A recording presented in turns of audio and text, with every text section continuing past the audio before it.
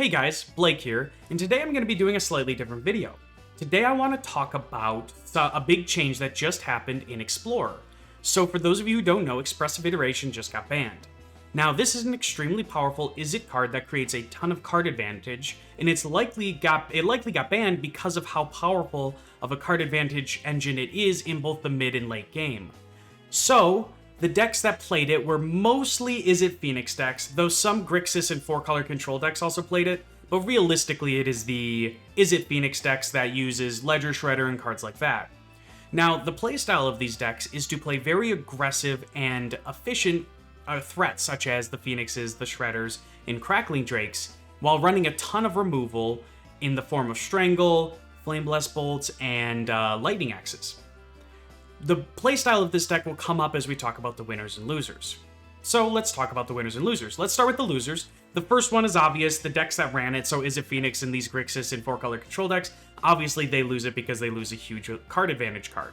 But the decks that also lose, in my opinion, and keep in mind that this is just my opinion, that I have developed over the time of exploring this format.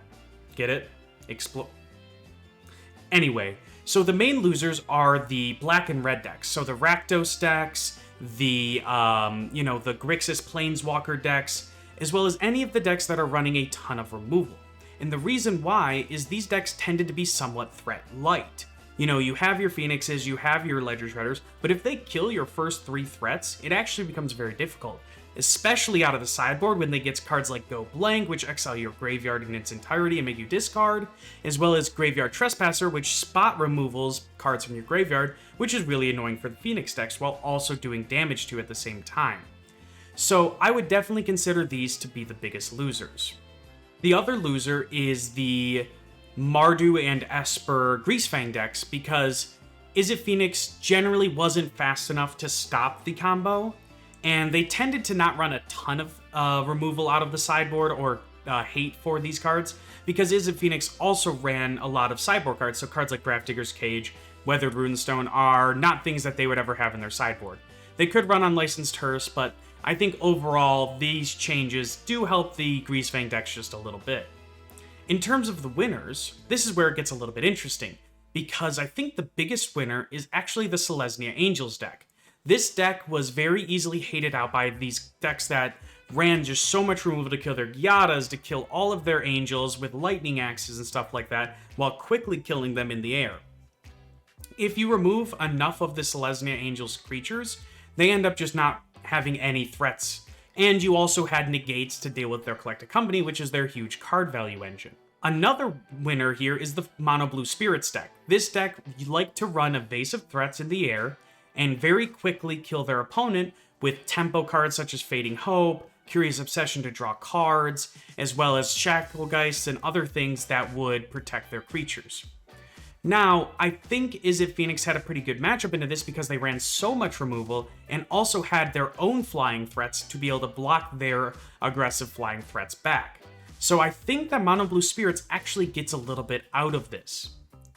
The other deck that I think is a winner is the 4-color Omnath deck, and that's because Strangle is really good, the same with Flame Blast Bolt at killing Risen Reefs and Lotus Cobras and all of their cards that they want to get out early and just keep out and gain a ton of advantage from. Also, Lightning Axe was really good at killing Omnaths. And the big problem with that is, sure, you can remove a bunch of the Elementals cards, but if they kept drawing cards and eventually could get their stuff out, you were able to win. But the Phoenix deck was so good at killing them quickly while removing their threats, it was a very difficult matchup. Let's talk about some replacements. So the first replacement I thought of was Reckless Impulse. This is kind of a well-known card that exiles the top 2, and you can play them until the end of your next turn.